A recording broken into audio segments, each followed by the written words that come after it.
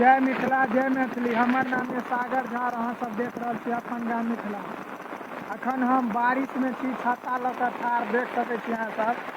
आ देखाबै छी गाँव में पोखर में जे महाजाल खसैया तो ओहिमे कते माछ निकलैया।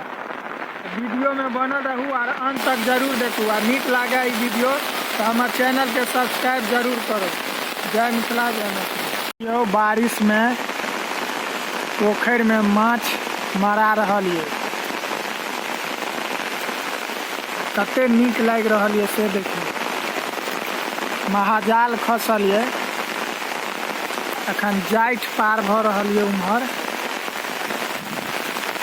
आ बारिशो बड़ी तेज ये, देखियो पानी बड़ी तेज भ रहल ये गांव में। अखन हरियाली हरियाली सौंसे छायल ये।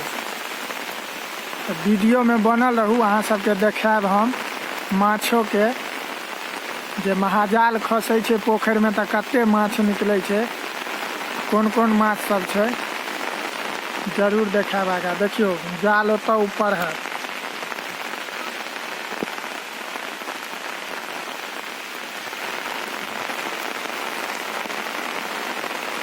सब धिया पुता सब लागल अछि, अर्थात जाइठ पार केलक है।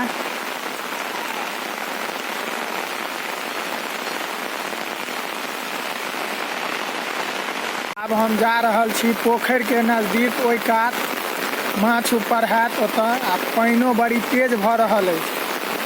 तऽ छत्ता लऽ कऽ हम छी आ ढलैया पर टहललहुँ। हम वीडियो गेल छी कनी मनी नीचा सब, लेकिन तैयो बना रहल छी वीडियो। देखियो देखाबै छी केना जाल घीचल जाइ छै। पानि में भीज कऽ जाल के घीचै छै और माछ निकालता एहिमे।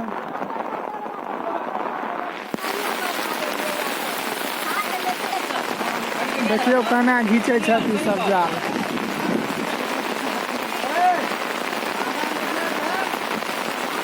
अखन जाले घिचाइया, कनी देर बाद माछ देखाब।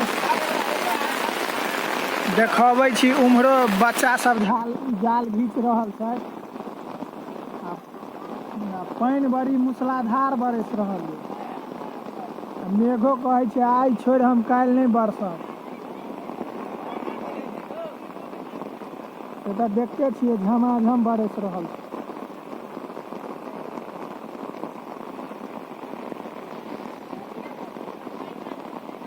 यौ कैलाश का माछ आइ लेबे करबै? कोन माछ लेबै? रेहू लेबै? रेहू खाय में नीक लगे छै। आ गाँव में भीजा के मजा आबि रहल ये। जोर लगा के घीच ना बुआ रे।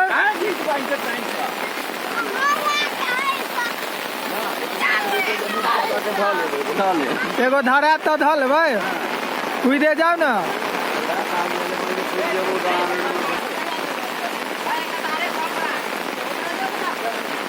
माछ सब कूद रहल ये और छटपटा रहल ये।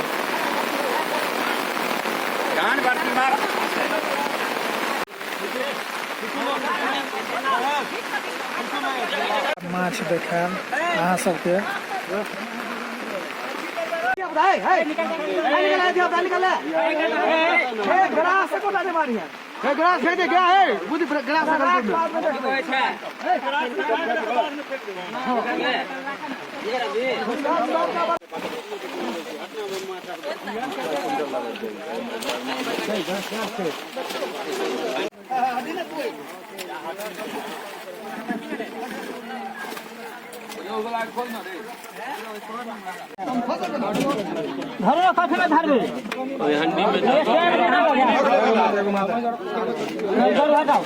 माछ लेवा लेल होइया मार के लेट।